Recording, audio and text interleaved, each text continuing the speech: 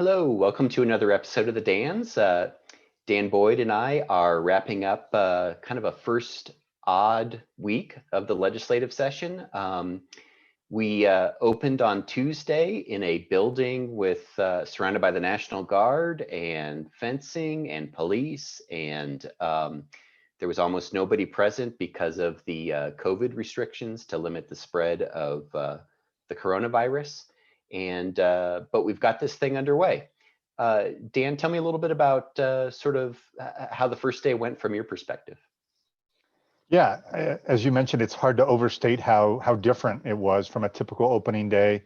You know, usually it's kind of got a feel of a high school reunion, everybody gathered together and happy, and the governor delivering a state of the state. And instead, they had, the legislators were present, but plexiglass on both the House and Senate floors, everyone wearing a mask. We as media members were allowed in the building, but had to keep our own social distance from one another and from legislators. So just very, very different feel. That said, they did get down to business pretty quickly, swearing in new members, holding leadership elections in both chambers, and then appointing new committee chairs, which was a significant step, especially in the Senate where there were some open committee chairmanships. Senator Mimi Stewart was elected as the Senate's new president pro tem. So that was, a significant development. And then a lot of debate on the rules, which we'll see more of. But, in the Senate, they're going to require members when they're on the floor to be there in person or in their office. But a lot of the committee hearings are going to be done remotely. And increasingly over the next few weeks, that's what we're going to be covering, is a lot of these committee hearings and a lot of them done remotely. Some legislators in the Capitol, but others, kind of spread around in different locations. And I know you've covered some of those rules debates as well. Yeah, we're going to have the House is likely to set its rules on Monday. It's operated under temporary rules so far. The House may have slightly different rules from the Senate. It looks like they're considering allowing members to vote even from home, as long as they're connected by video or electronic means. Whereas the Senate, generally speaking, the senators have to be in the Capitol complex somewhere in their office or something like that. We did have a little technical trouble right off the bat. The Senate was about 45 minutes late because of trouble with its video board. This session is going to put a lot of stress on the technological infrastructure of the legislature. We haven't really had committee hearings committees take up substantive legislation yet. They've mostly been doing organizational meetings and things like that. But so we'll have to see how it goes next week. I think you'll see more people trying to connect in and testify on legislation next week, and we'll have to see how it goes. For now, the legislature, if you go to the homepage, click on the What's Happening tab. One of my favorite tabs. I always like to see what's happening in the legislature. If you click on the What's Happening tab, you should be able to get the calendars for each chamber. They have committee schedules. The committee schedules, if you click on that link, it should have instructions for how to participate, either a Zoom link or you may have to send an email to someone for instructions, but there should be the agendas themselves should give you some idea how to testify on legislation. I think we probably should say that looking ahead to next week, one of the priorities of the governor is going to get its first hearing on the Senate side. What do you see sort of the outlook for that bill? Yeah, that's the bill dealing with a state abortion ban that really hasn't been enforced for decades, but could be if Roe v. Wade were to be overturned by the U.S. Supreme Court.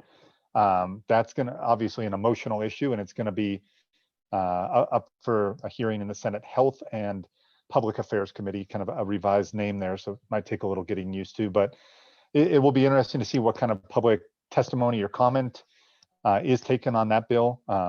Committee chairs do have kind of discretion to limit public testimony even in normal years, and so under the new format, I think that'll be an early test to see how that works.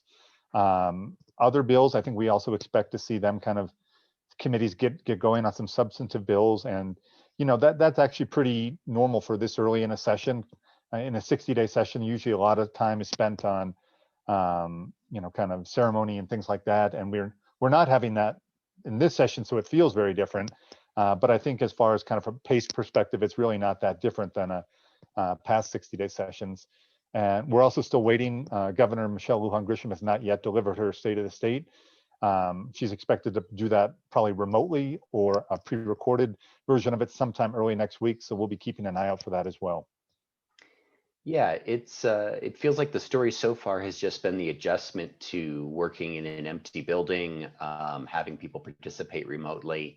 One scene that kind of stood out to me is I covered a House Appropriations and Finance Committee meeting on Tuesday, and all the members of the committee, it's a fairly large committee, were in the committee hearing room, spread out, some in the audience, some at tables, and they were all connected.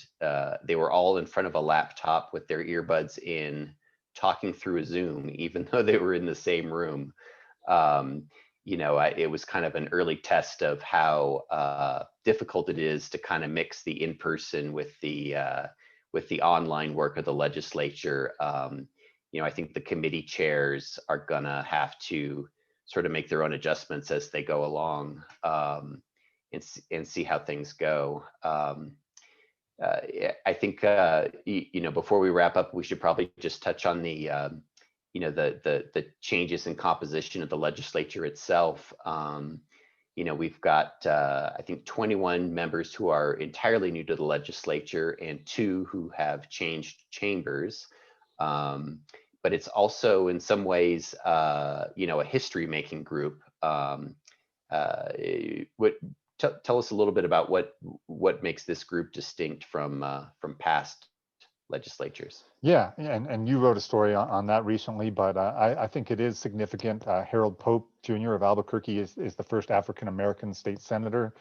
Also on the House side, for the first time in state history, a majority of the House is female legislators. So that's certainly a few historical milestones. I think they're replacing a lot of longtime legislators, so it'll be a steep learning curve. But I think sometimes, having these new faces, new ideas will be interesting to see how that influences debates on some issues and whether some new ideas are kind of brought into the mix. Certainly, it's a new reality, kind of uncharted territory, but a lot of important issues to be resolved over the coming weeks. And we're kind of still getting used to this virtual reality at the Roundhouse. Yeah, and in addition to the compositional changes, there are also leadership changes. We've got a new Senate President pro tem. There are maybe a half a dozen new committee chairs, which is particularly important on the Senate side, where there was a lot of substantial change. So we're going to have to see how all this plays out. As we said, one of the biggest bills of the session, something the governor has been pushing for quite some time, will come up early next week. We may see the COVID relief package, I know, is also an early priority. So we may be settling in and covering some more sort of substantial policy questions next week. I may have to have a word with the Senate leadership about making their committee titles so much longer. We are used to things like Public Affairs Committee, and instead they're adding Health and Public Affairs. They've got a few more commas in their committee titles, which is doesn't help us save space in the paper. Well, anyway, thank you to everyone who's tuned in. We appreciate, as always, people who subscribe to the newspaper, anyone who clicks on our stories, follows us on social media. We're all adjusting kind of to this new world, and I'll let Dan have a closing thought, but thank you for following along. Yeah, I think likewise, we appreciate you following our coverage. We both got our weekly required COVID tests today, so we'll be back in the building next week and bringing the news to you as best we can.